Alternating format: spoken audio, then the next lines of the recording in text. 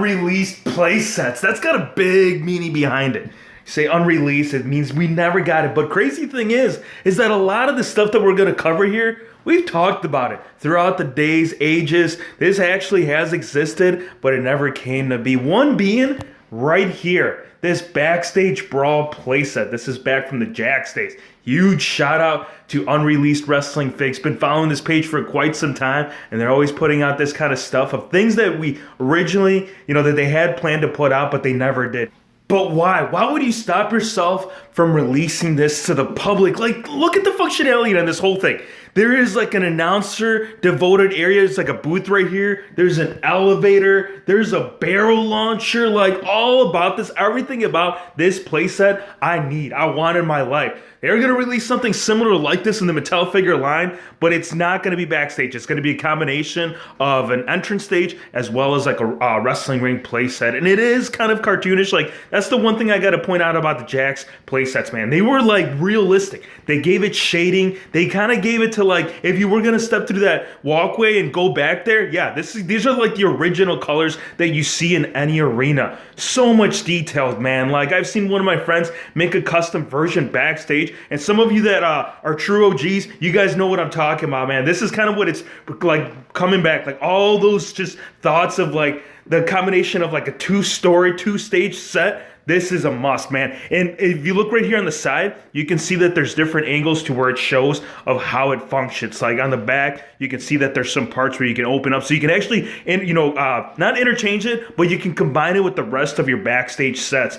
Really epic, man. Why? Like the elevator, I mean, just imagine the cringe party that you could have had with this Backstage Brawl playset. Hero Fakes, extreme fights would have been just that much more extreme. Now this electronic stage, they kind of released something similar to this. It wasn't full blown out quite like what you're seeing right here. They released something very similar, but this was like the authentic version. The one that they had released was more like I don't know if you call it basic, but it didn't come with all this that you're seeing right here. I mean, this had like a light up feature. The actual quality and material was just above and beyond to the final product. Just a really cool, like this thing right here that you're seeing right there by the walkway, how it's got those little, they're kind of supposed to be like fireworks.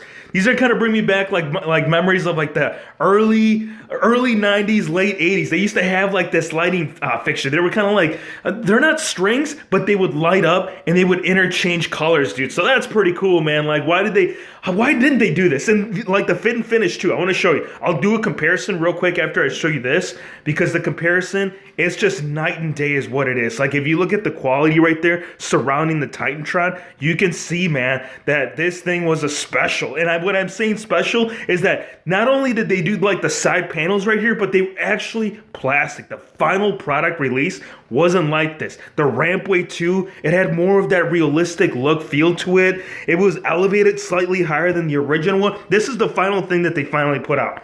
How does this compare to the actual thing that they had said they were going to give us? Like, I see what they were going with this, because if you look right here on the side, they did give you side panels where you actually got a crowd. So I think whoever was making this at the time was like, you know what, since we're not going to give them the authentic plastic side panels, since we're going to give them cardboard, how about we throw in a little extra and throw in the cardboard and, a little piece of a barricade set that nobody's ever going to use.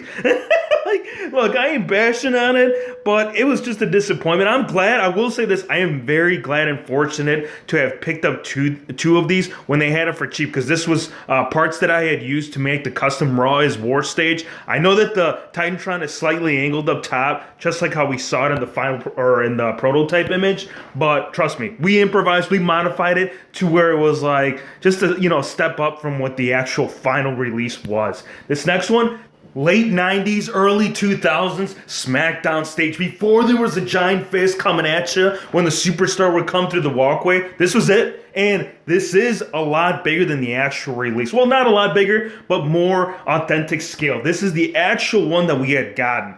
You see the difference? It's more like, I wish I had a side-by-side comparison with an actual figure, because an actual figure, if you put it in front of this stage, it's covering a good portion of it. Now, the giant Big Show right here, you can see, I mean, that's a big fig, right? Well, actually, they were all pretty much in scale. But what I'm saying is that it was just more proportion, dude, like to what like the actual SmackDown stage was, and it had more functions, man. Like it had more of a beat. The actual rampway that you're seeing right there by his feet, it was a lot wider. Everything about this was more genuine to what we saw right here. Now this one, I don't know what the whole idea was. I don't know if this was like a custom thought that, you know, someone had wanted to put into figure play. It was never released. It was like, I think if you were to make your own your own you know, promotion, like if you were like just going crazy like with your mind. Well, you're not going crazy because I do it myself. So if I'm crazy, then you're all crazy.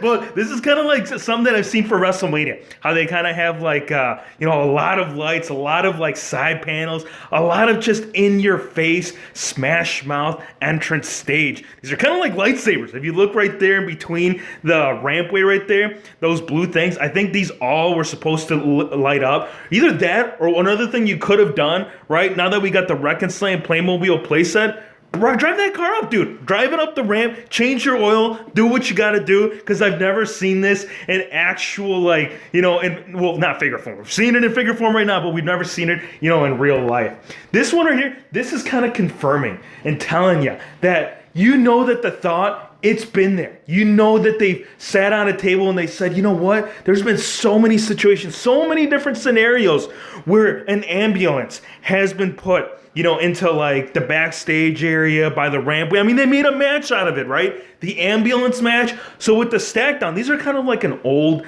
I don't know what they're considered Legos. They're slightly bigger than Legos, and there was a boatload. And when I'm saying boatload, there are so many stacked down unreleased figures that I could just sit here all day and show you. But this is one that really stood out, especially if you guys, you know, were on the channel about a month or so ago. If you are new, man, this is what you missed. We actually found one. The company's name was Brooder, and this is the closest thing. I just wanted to give you a quick side-by-side, you know, scale with the actual Wreck and Slam. So right there, bro, this is actually going to work. This is going to be micro miniature, man. This is going to kind of be like more for your Legos. Like, yeah, it's cool. It's an ambulance, but it's not an actual 6-inch, 7-inch scale with the rest of the line. So you might as well give it to us, because after we did the video on this one, everybody wanted to see it. Everybody in the comment section was like, come on, Mattel, this Brooder one, yeah, it works, but it ain't breakaway like the Wreck and Slam was. Now, these other ones that have stood out from this stacked down series is this Backstage one. Now, since it's constructed of Legos,